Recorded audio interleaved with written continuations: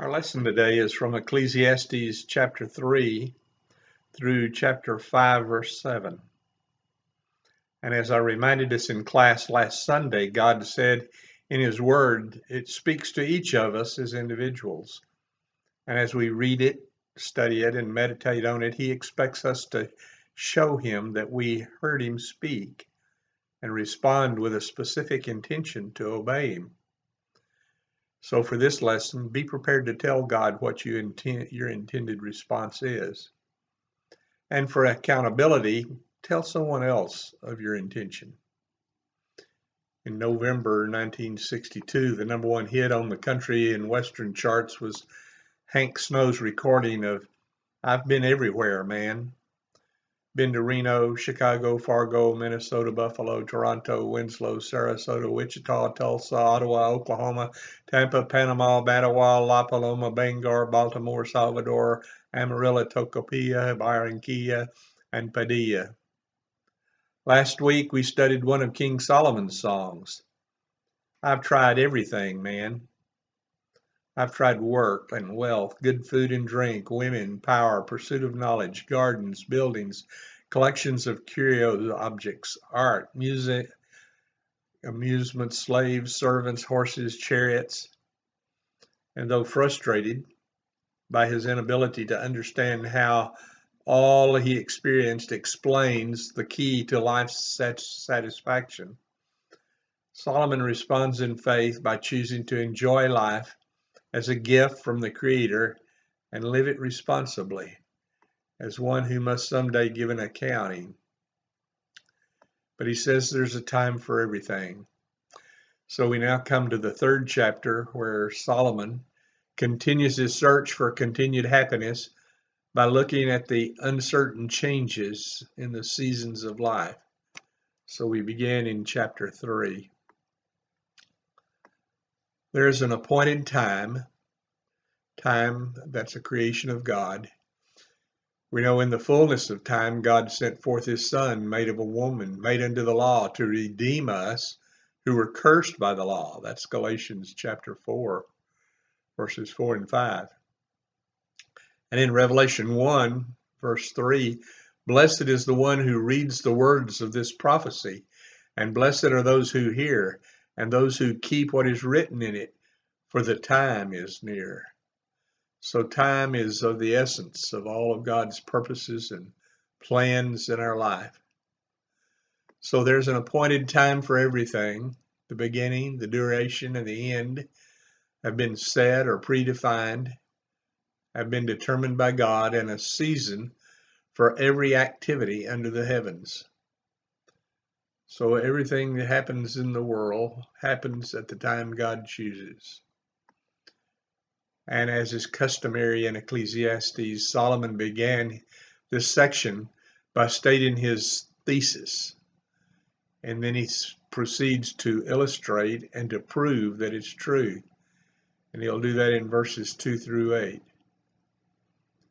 The word time appears 28 times in these 7 verses, in 14 pairs of opposites, evidently to cover the whole range of human life, where an event or an activity is identified in verse 1 means human activity that one engages in by deliberate choice. So each of these events has its proper time and duration. Verse 2 says, God sets the time to be born and a time to die.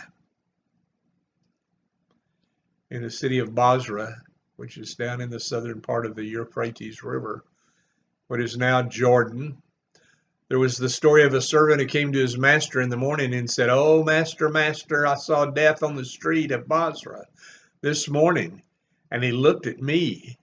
Oh, master, lend me your fleetest horse that I may flee to Baghdad." And the good master, in keeping with the earnest request of the servant, gave to his servant his fleetest horse, and the servant made his way to Baghdad. That afternoon, the master saw death on the street of Basra, and the master went up to death and said, "What do you mean by frightening my servant so?" And death replied, "Good master, I didn't intend to frighten him. I was merely surprised to see him here in Basra. because I have an appointment to meet him in the morning in Baghdad.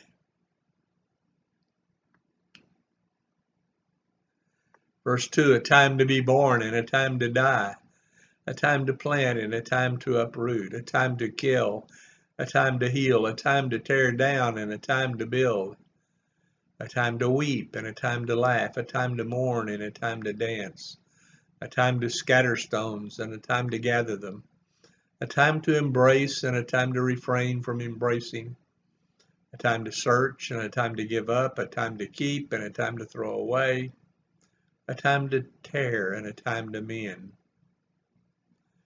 God uses that word tear, or badah, many times in our Bible. It's most often translated separated. So the first words we had in the Bible, God separated his creation. He separated it into planets and into stars and into universes. And we find that in Genesis chapter 1, verses 14 to 19. God divided his creation. He divided night from day, the light from darkness. Verses 3 through 5 of Genesis 1. God divided the water from the land, the rivers from the sea. Verses 6 through 8. And God no less divides and calls us to separation from the vanities of the world. We're to be a separated people, a called out people. God separated Barnabas and Saul for the work whereunto he called them, Acts 13:2. And we are called to be separate from the world, 2 Corinthians 6:16 to 18. And final separation from the world when God calls us in death to another life in eternity, 1 Thessalonians 4:16 and 17. There's a time to be silent and a time to speak, a time to love and a time to hate, a time for war and a time for peace. And there's a time for salvation. Behold, now is the favorable time. Behold, now is the day of salvation. 2 Corinthians 6:2. So just as there is a time for every satisfying experience in human existence, there's a time for its opposite experience. Life is a continuous conflict of tensions between the opposites of life. There's a time when a person hears the pleading of the Holy Spirit to salvation. And there's a time when if they turn God down, they're lost forever, according to Matthew chapter 12, verse 9. What do workers gain from their toil? What benefit do we gain from contending with all of these conflicting issues of life? Solomon has already asked this question 3 times. He asked it in verse 3 and of chapter 1 and in verse 22 of chapter 2. So now he's going to answer the question with 3 things. Verse 10, I have seen the burden God has laid on the human race. He's made everything beautiful in its time. What don't we understand about everything? God's creation is beautiful. God's timing is beautiful. God's plan for your life is one of beauty. And he put the ability to appreciate beauty in us. We as humans, not animals. Everywhere we look, even on the troubles and hard times, even on our enemies, we see God at work in our lives. What may appear to be a negative is actually a blessing. And he has also set eternity in the human heart. God created the human heart with such a capacity that all things of this earth cannot fill it, as much as we try. There's an emptiness that can only be filled with the things that are eternal. And then he says, yet no one can fathom what God has done from the beginning to the end.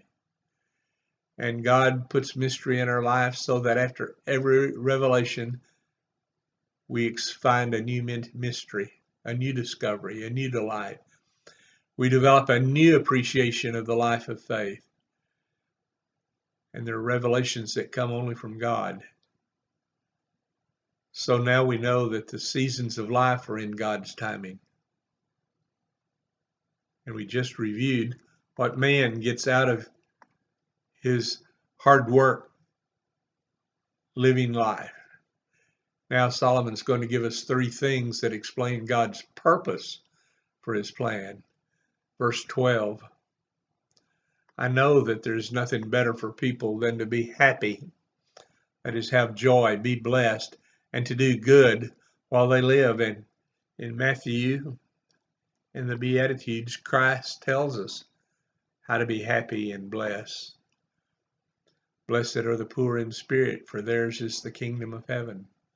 Blessed are they who mourn, for they shall be comforted. Blessed are the meek, for they shall inherit the earth. Blessed are they who hunger and thirst for righteousness, for they shall be satisfied. Blessed are the merciful, for they shall obtain mercy. Blessed are the pure of heart, for they shall see God. Blessed are the peacemakers, for they shall be called the children of God. Blessed are they who are persecuted for the sake of righteousness, for theirs is the kingdom of heaven. Verse 13, that each of them may eat and drink and find satisfaction in all their toil. That is the gift of God. And as we discovered in chapter 2, man-made pleasure gives no lasting satisfaction. Satisfaction comes from experiencing life as a gift from God. Verse 14, I know that everything God does will endure forever. Nothing can be added to it, nothing taken from it. God does it so that people will fear him, will stand in awe of him. So the secret to everlasting life is the personal relationship that each of us has with this eternal God. Whatever it has already been, and what will be has been before, and God will call the past to account. So life is full of repetitions. We're slow learners. We learn by repeating mistakes and receiving correction. But God is patient and continues to train us, condition us, to grow us. And the remaining verses today are a series of objections to this thesis that God has a wonderful plan for our lives. And I saw something else under the sun. In the place of judgment, there was wickedness. In the place of justice, there was wickedness. So we have here an objection. If God's plan is such a wonderful plan, then why is it we see so many counterexamples of wickedness where people abuse the court system for political purposes, where justice seems not be served? And Solomon's going to offer these 3 replies. Verse 17. I said to myself, God will bring into judgment both the righteous and the wicked, for there will be a time for every activity, a time to judge every deed. I also said to myself, as for humans, God tests them so that they may see that they are like the animals. So God uses injustice to show us that we will lash out like animals when we feel we're treated unjustly. And often we act like animals because in our schools we're taught to act like animals. And we're motivated by selfish desire, often to do the things that we want to do. Verse 19, surely the fate of human beings is like that of the animals.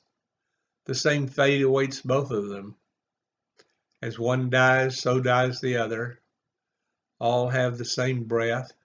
Humans have no advantage over animals. Everything is meaningless. We all go to the same place. We all come from dust, and to dust we return. And God shows us we are like animals in other ways too. We're frail, our existence is short. And injustice sharpens our realization that we don't have long to live rightly and justly before God. Who knows if the human spirit rises upward and if the spirit of the animal goes down to the earth?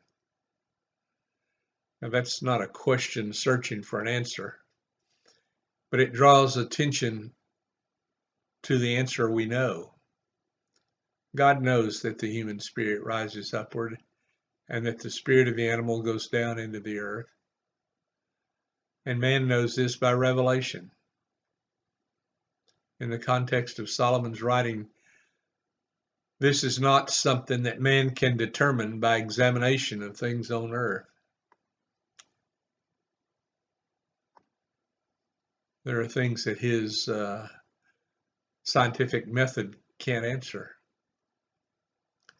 So I saw that there is nothing better for a person than to enjoy their work, because that is their lot. For who can bring them back to life to see what will happen after them? Again, not a question with no answer, but a question that draws attention to the answer. Only from the carnal man's viewpoint is there no answer. 1 Corinthians chapter 13, verse 12 says, "For now we see through a glass darkly, but then face to face. Now I know in part, then I shall know even as I am known." So God doesn't totally reveal the future. So enjoy the present he has given to us and know that one day he will reveal more. Now we're to chapter 4, and Solomon starts to focus on oppression and toil and friendliness.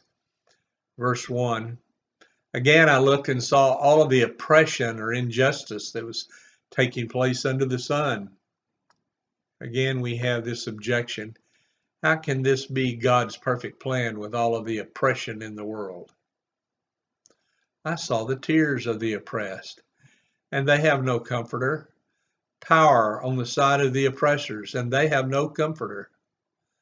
And I declared that the dead, those who had already died, are happier than the living who are still alive.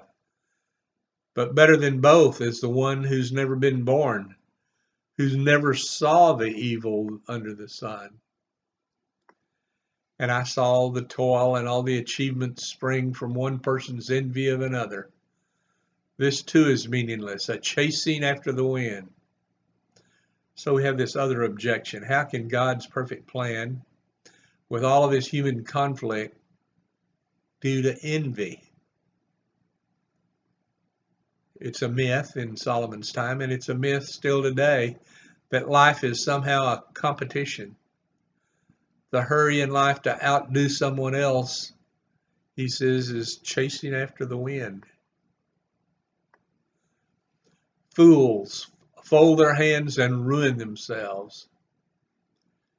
Better one handful with tranquility than two handfuls with toil and chasing after the wind. Again, I saw something meaningless under the sun. There was a man all alone. He had neither son nor a brother. There was no end to his toil, yet his eyes were not content with his wealth. "For whom am I toiling?" he asked, "and why am I depriving myself of enjoyment?" This too is meaningless, a miserable business. Again, it was a myth in Solomon's time, and it's still a myth, that more and more possessions makes one more and more happy. Verse 9, "Two are better than one, because they have a good return for their labor. If either of them falls down, one can help the other up. But pity anyone who falls and has no one to help them up." I'm recalled of that Special Olympics race where the boy goes back to help his friend who fell. Which was more valuable, the blue ribbon or the friend? Verse 11, "Also if two lie together, they keep each other warm, but How can one keep warm alone? Though one may be overpowered, two can defend themselves. A cord of 3 strands is not quickly broken. And then Solomon begins to look at advancement, position, power, and he says that's meaningless too. Verse 13, better a poor but wise youth than an old but foolish king who no longer knows how to heed a warning. The youth may have come from prison to the kingship, or he may have been born in poverty within his kingdom. I saw that all who lived and walked under the sun followed the youth, the king's successor. There's no end to all of the people who were before them. But those who came later were not pleased with the ones who came before them, their successors. This too is meaningless, chasing after the wind. And then he says, fulfill your vow to God. And for the next few verses, Solomon explains how the worship of God is a remedy against these vanities. And he also warns against vanities that creep into worship. So we're at chapter 5, verse 1. Guard your steps when you go to the house of God. Go near to listen and obey, rather than to offer the sacrifice of fools. Who thinks they can bring sacrifices without obedience? Who thinks that works are a substitute for repentance and the submission to the Lordship of Christ? Who thinks that liturgy of religion is a substitute for personal relationship? Those who do not know they do wrong. Do not be quick with your mouth. Do not be hasty in your heart to utter anything before God, either in prayer or vows. Be careful what you say to God. Don't make decisions under emotional distress. God is in heaven and you are on earth. So let your words be few. Avoid vain repetition. Avoid religious ritual. And as the old cowboy code says, speak more and say less. Verse 3, a dream, a wandering thought, or a nightmare comes when there are many cares and many words mark the speech of a fool. Remember, this series of verses was about going to the house of God, and so the warning is about letting your thoughts about your cares distract you from worship. A fool makes promises he won't keep when burdened with care. Verse 4, when you make a vow to God, do not delay to fulfill it. He has no pleasure in fools. Fulfill your vow. It's better not to make a vow than to make one and not fulfill it. Do not let your mouth lead you into sin. And do not protest to the temple messenger. Oh, my vow was a mistake. Why should God be angry at you when you say and destroy the work of your hands? He says God doesn't want to hear excuses like, oh, I had good intentions when I made that vow, or I thought I was going to when I said it, or it turned out not to be a good idea. Much dreaming and many words are meaningless. Therefore, fear God, stand in awe of God, and fulfill every vow you make to God. And that's the end of the lesson for this week.